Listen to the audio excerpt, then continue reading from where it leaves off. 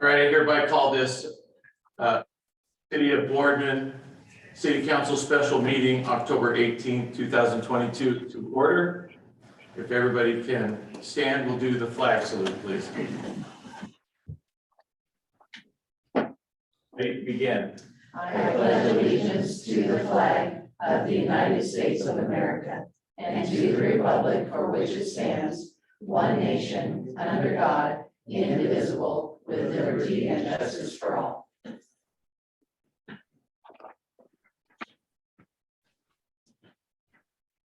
So as far as roll call, we have everybody in attendance. We are all present. Do we have any questions about anybody that's online for the minutes? You all good, Jackie? Okay. So basically what I'd like to do is I'd like to let everybody know that this is a public hearing. The public hearing is to discuss the dismissal or just disciplining of an employee who requested this public meeting. Ms. Rollins, as you know, the purpose of this meeting is for you to respond to the charges.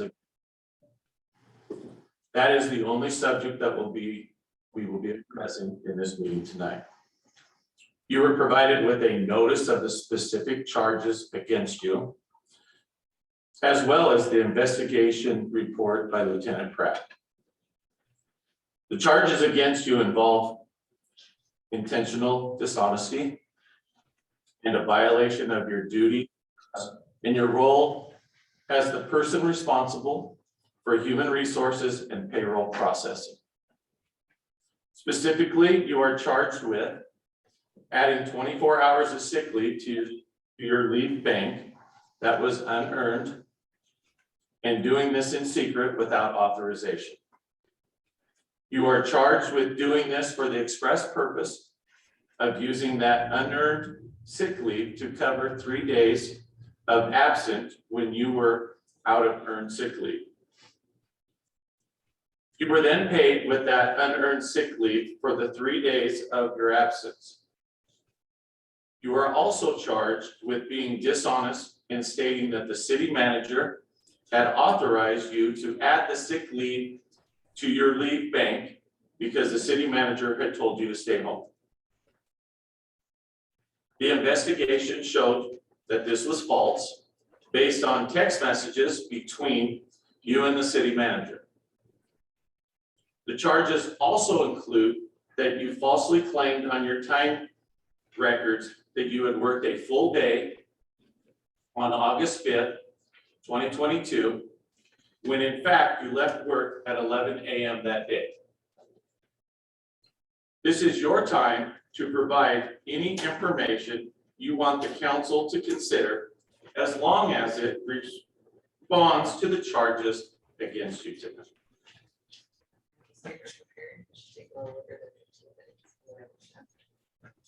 As long as the statement is provided it to the council. that the one that you want to read? This is the one from the packet. The packet that's provided, the one that you sent to us? No, the one that I provided tonight. Oh, the one that's right here?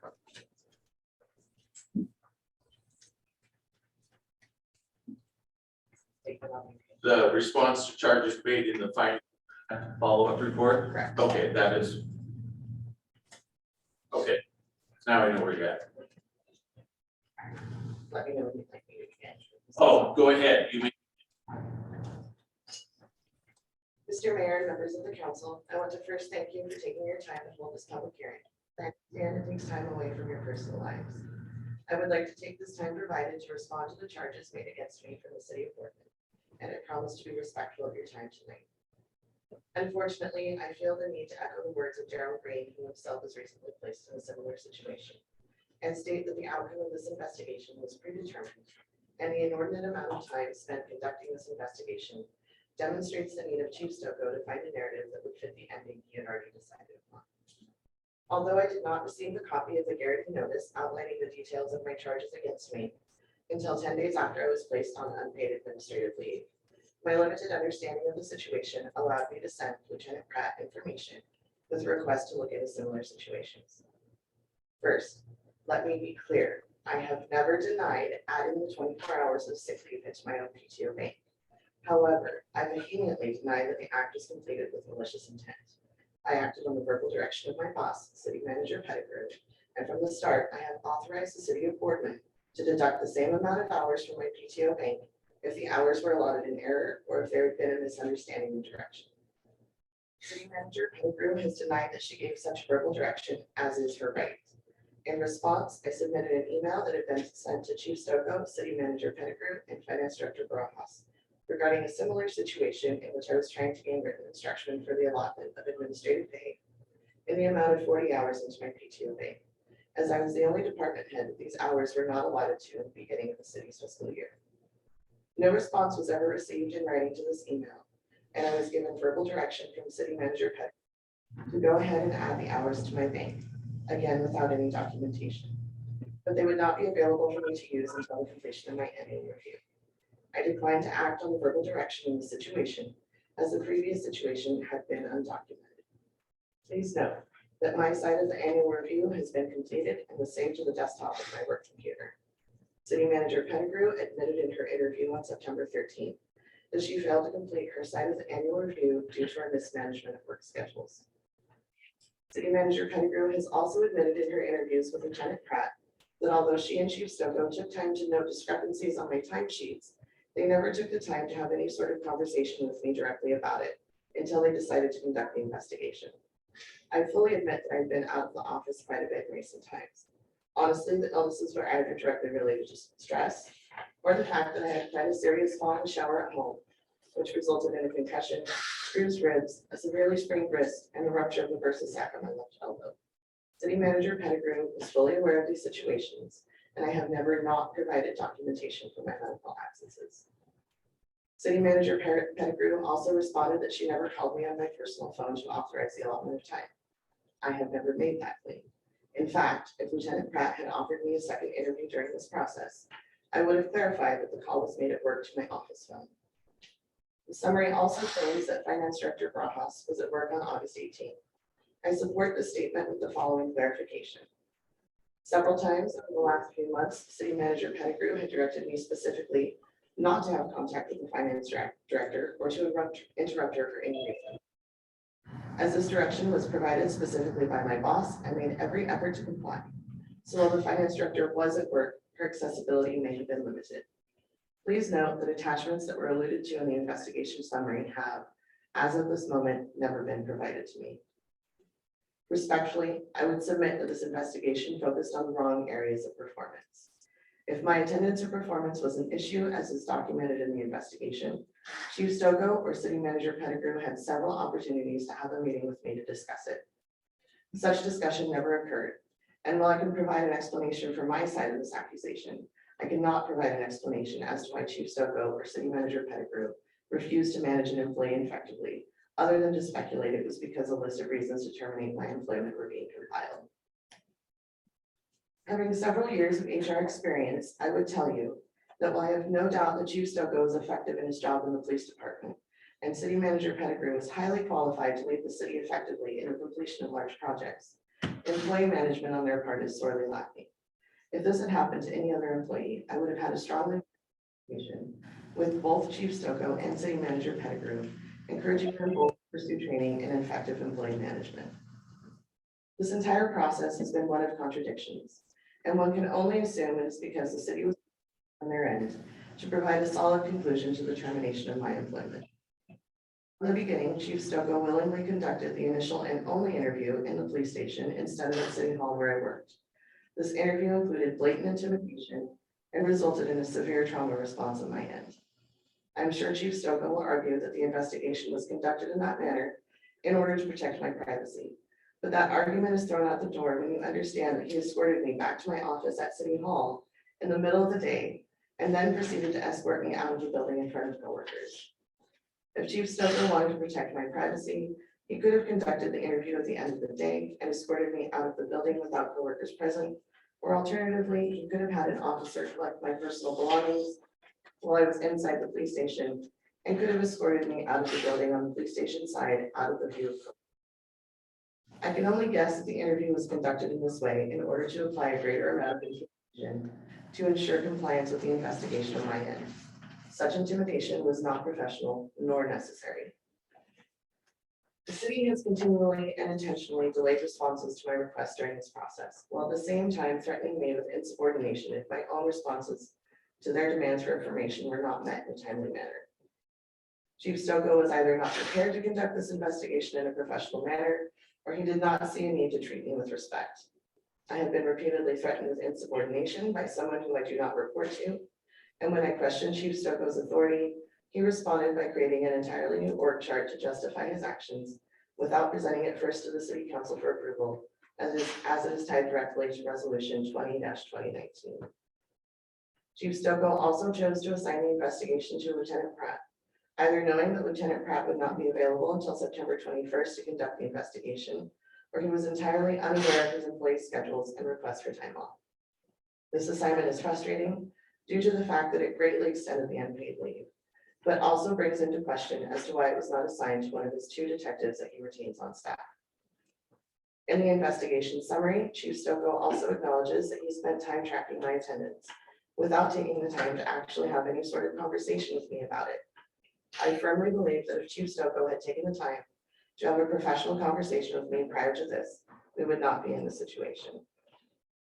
Several times, Chief Stokoe has made the comment that anything can be a process, as he does not like to have procedures written down. Previously, I had requested to update the personnel handbook, and Chief Stokoe responded there was no need to update it even after I pointed out a list of policies that were either outdated or illegal due to changes in the law since 2018. I fully believe this investigation has demonstrated his willingness to alter or create processes at his whim in order to justify his personal feelings regarding employees and the termination of my employment. City Manager Pettigrew herself has admitted to willfully violating HIPAA guidelines when she admitted she took copies of employees' medical documentation to keep in her office. The only place employee medical documentation should be stored is in the medical section of their employee file, which is kept separate and securely locked away. City Manager Karen Pettigrew also admitted to having a meeting with the finance director where she and on my timesheet to be covered using vacation. She admits directing this action to be taken and also admits neither herself nor the finance director made any attempt to notify me of this because after I received my paycheck, I didn't complain. I honestly don't know how to respond to a blatant refusal to inform an employee of an action taken that directly impacts their pay with the reasoning that they didn't complain, so it must be okay. Additionally, I would add that when there is a position in any business that shows repeated turnover, it is generally not an indication of poor hiring decisions, but rather an indication of poor employee management. I would argue that I was set up to fail in this position, referenced by repeated denials from City Manager Pettigrew to my request to attend multiple trainings identified by myself as being needed to stay up to date on benefit information and payroll best practices. Unfortunately, when I began to thrive in the position of City Recorder, it somehow threatened Chief Stokoe and City Manager Pettigrew, causing them to conduct this investigation with the accusations contained therein. Chief Stokoe himself for the months of July and August was unable to complete his final audit of timesheets in accordance with the timeline he himself set, and put the processing of payroll and the delivery of paychecks to all employees at the City of Boardman in jeopardy. Chief Stokoe also notes several instances where he indicates discrepancies between actual time recorded on the timesheet against his observations. I would respectfully remind Chief Stokoe that my position was classified as salary exempt, and that as an employee in that classification, time should be recorded against the completion of tasks, and salary is granted as a base amount without the option of being paid for overtime. If Chief Stokoe would like to reclassify my position as hourly, in which case he would be entirely justified in tracking my hours as he did, he then puts the City of Boardman in a situation where they are in violation of the Bureau of Labor and Industries wage and hour laws that state an hourly employee must be compensated for any hours worked over 40 in a week. During the months of July and August, Chief Stokoe himself did not complete his own timesheet on a daily basis, and emails had to be sent at the end of the pay period requesting he enter his time for the entire month so that payroll could proceed. Also, during my employment at the City of Boardman, Chief Stokoe has never once submitted a paid time off request slip for himself to be reconciled against his timesheets. This incongruence seems eerily similar to the accusations presented against myself. The investigation summary claims that I should not be allowed to return to work as my position is in control or has access to the city's bank accounts, credit cards, petty cash, etc. I would respectfully counter that the city performed an extensive background check before I was hired, and nothing in that background check indicated that I have any history of or intention of being dishonest with the handling of such funds. I would also state that in direct contradiction to such accusations, I have during the time of my employment, provided my own office supplies and supplies to be used by all staff in order to prevent the wasteful use of taxpayer monies on items I could easily provide myself. I have also repeatedly volunteered for events that require considerable travel, which was paid for at my own expense. And finally, nothing in the accusations against me are related to the misuse of city monies, and I find it offensive that any reference to such was included. In conclusion, I fully acknowledge that trust has been broken on both sides, and the continuation of my employment with the city of Boardman may not be possible, and I accept that. Again, I would respectfully submit that the city of Boardman has never provided any information other than the notice my employment was being terminated. No information regarding final pay, COBRA benefits, access information for retirement and benefit accounts, or the payment of the unissued admin leave was ever mentioned. Unfortunately, it has been brought to my attention that Mayor Kiefer has engaged in comments on Facebook posts regarding this hearing, and I would respectfully request Mayor Kiefer consider abstaining from participating in the decision-making tonight, as the post could be viewed in such a way that a person could think he had made his decision prior to allowing me to participate in this hearing, granted to provide an opportunity to clear my name. I will state that I have no problem with him conducting this public hearing, and that I will not ask him to refrain from asking questions or deliberating in the executive session, as it is his right. I also understand that the council may not be able to come to a conclusion regarding tonight, but I would ask them to consider the possibility of severance. If this is something the council finds agreeable, I would recommend consulting the employment contract of Chief Stokoe to use as a guide. I am completely willing to wait until the next city council meeting to hear a decision made by council members, and I again thank you for your time tonight. All right, thanks, Jen. I got a couple questions for you. And we're gonna redirect because you obviously have some concerns about how you feel like you were treated. But the issue at hand is responding to the charges of the concerns. You answered, or you replied to adding 24 hours of sick leave to your bank. You described that. But I don't think there was anything else in there that you responded to. You were charged with doing this for the express purpose of using that unearned sick leave to cover 3 days of absence when you were out of earned sick leave. Do you have a response to that? No, my response is in my statement. You have no comment to that. No, I do not. You're charged with being dishonest and stating that the city manager authorized you to add sick leave to your leave bank. To the city manager who told you to stay home. You said that she told you that she could do it. Is that true, Karen? Did you say that? I did not. Thank you. Again, that reply was also included in my statement. The investigation that you falsely claimed on your time records that you had full day on August 5th, when in fact you left at 11 a.m. that day. You didn't address that. I did, it's in my statement. So you said you didn't do that. I said that if I was to be reclassified as an hourly employee, that brings up a different set of problems. Have anything else that you would like to share? Not at this time.